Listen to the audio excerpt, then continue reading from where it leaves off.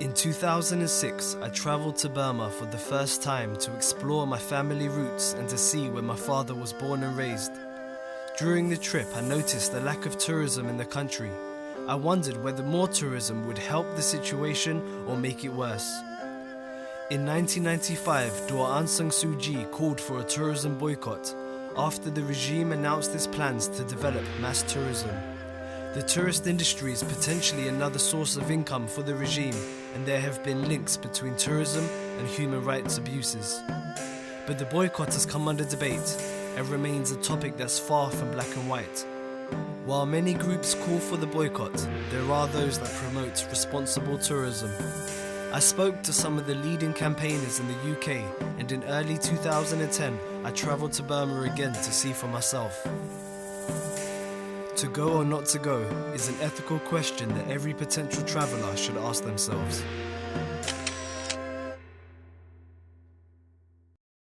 The tourist must know the cost of holiday can be someone's life in Burma, and in regimes they are earning billions of dollars from the tourism per year. With this money, they are trying to commit the human rights abuses to their own people. In this situation, we don't think the tourists should visit to our country. Each and every penny you spend there would, support the military government directly or indirectly, one way or another. So it is like, if you go to the Burma and spending the money, it is like you're indirectly supporting the military regime. Since the military regime introduced Visit Myanmar year 1996, there are 1 million of people forced to move from their houses to build up the tourist and attractive buildings and hotels and roads and a bridge. And also there is many people, they are forced to work as a forced labor, and about 5,000 people in Nyau area, they are forced to flee from their home within 10 hours notice. Last time they're living on the boat, on the river, but the military round up and they asked them to move on the land, and they asked them to celebrate their festival to get the tourist attraction. Burma is ruled by a military dictatorship. They are condemned by the international community and charged by the United Nations with crimes against humanity for abuse of human rights and systematic use of forced labor. Well, basically, we're in favour of responsible and enlightened tourism to the country. And by that we mean we support particularly educational, scientific, ethnographic tourism by responsible people who want to see the country and have good reason for going there. If people want to go there for holidays, well, that's fine by us, but we don't particularly promote that. We are opposed to the kind of tourism you get in parts of Thailand. We don't think that's responsible. We don't accept the tourism boycott. We think it's based on a number of quite serious misunderstandings, not only about what Aung San Suu Kyi herself has said, but also about its importance for the economy generally and the number of people who actually work in the tourist industry.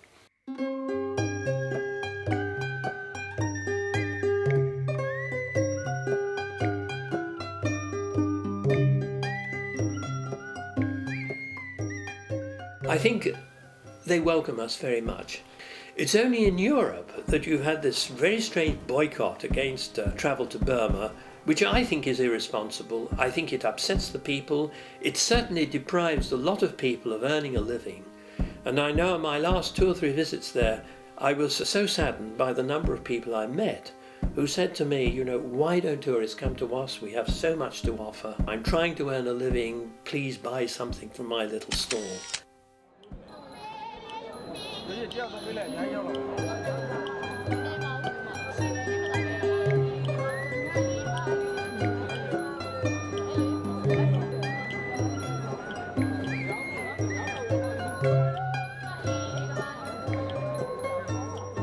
lot of the tourists they don't see the realities of the Burma.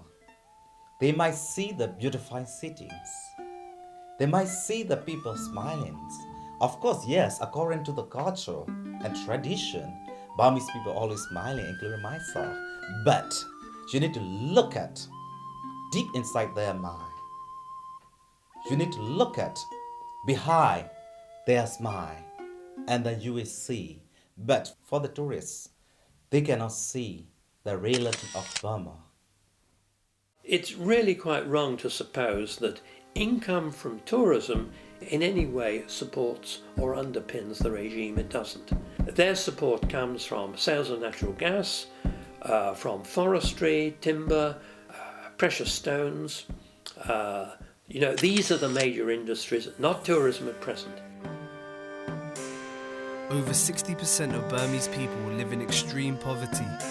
The government spends close to half its budget on the military and less than $1 a day per person on healthcare and education.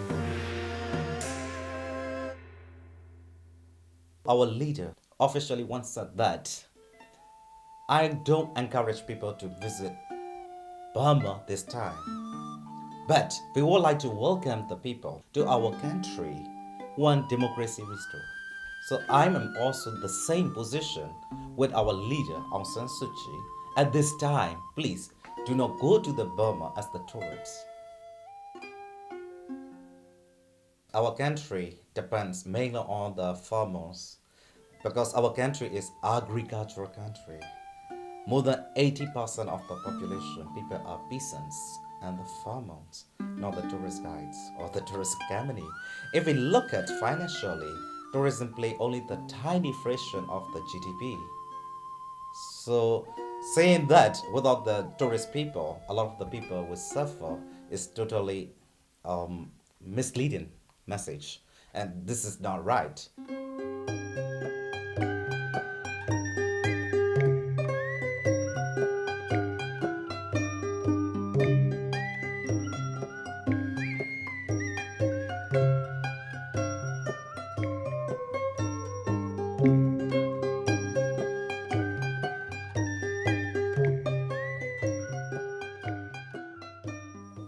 I don't think the presence of responsible and enlightened tourists in any way gives respectability to the country concerned. I can understand the argument that it suggests that the situation in the country is normal. My answer is the more tourists who go there, the more normal the situation is likely to become, and the more their very presence in the country can protect the people. Tourists can contribute to stabilization, to security, to ensuring that the authorities are aware that there are foreigners in the country who are looking very carefully, and they have their camcorders, they have their mini cameras, and they can record what goes on. There is an organization called Tourist Satellite Accounting, which estimates that something like 550,000 people earn their living directly or indirectly from tourism. And here I'm talking not only of the people who work in hotels and resorts who act as tourist guides, but the taxi drivers, the people who sell handicrafts, the young lad who tries to sell you sunglasses or trinkets, and all the other people who are concerned with this. And they also reckon that another 500,000 people are indirectly concerned. So you have something like, in a country of 57 million, 1 million people who are concerned with tourism. Of course, the level of tourism is so low. Last year's figures, only 227,000 tourists went, compared with something like 14 million to neighbouring Thailand. You can see the difference, the disparity in level. The tourists are not allowed to go anywhere in the Burma. They are very limited and they can go only to the pagoda, some kind of museum and some kind of park which is really well organized and built up with many people, life and the blood. They will see only impression of the pagoda, but they will not know how many people have been suffered to build up this pagoda very beautifully. Basically, what is the purpose of the tourists who are there? We need to look at that. They wanted to enjoy themselves. enjoying the beauty of the city of the beaches. So this is their intention. So they are not going there to change the regime.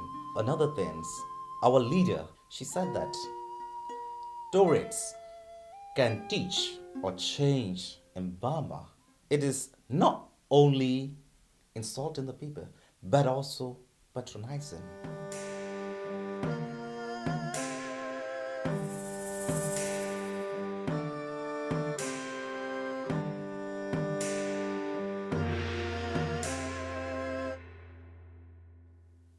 I take exactly the line that the Dalai Lama takes about visiting Tibet. That's important that people should go there, that they should be seen, and they should try to understand the country, enjoy its culture, and come back and tell their friends. And so I would ask people to go there with their eyes open, to be sensible, to understand the kind of country it is that they're visiting, but certainly not to be inhibited from going. And I think through tourism you can help democracy.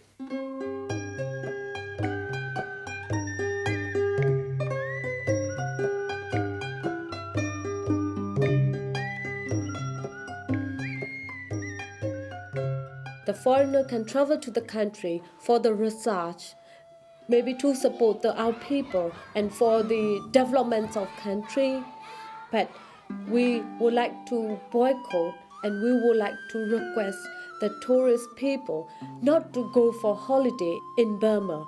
Burma will be there for many, many years. What I want to say, this is just not the right timing to visit. We are not stopping them to visit, but one day we will visit. One day I also will go back to my country, which I want to do it so much. That's the time that no human rights abuses in our country, freedom of speech, and when we have democracy, when we have ethnic rights, surely we will go back to our country, and surely the time we want tourism to visit our country.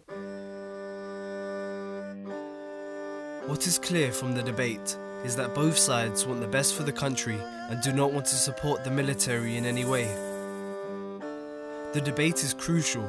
Tourists could start flooding in, unaware of the impact they are having on the country. With more information, potential tourists will understand the issues involved so they can make an informed decision. Ultimately, it comes down to the individual. If you decide to visit Burma, please support the people and be aware of their struggle.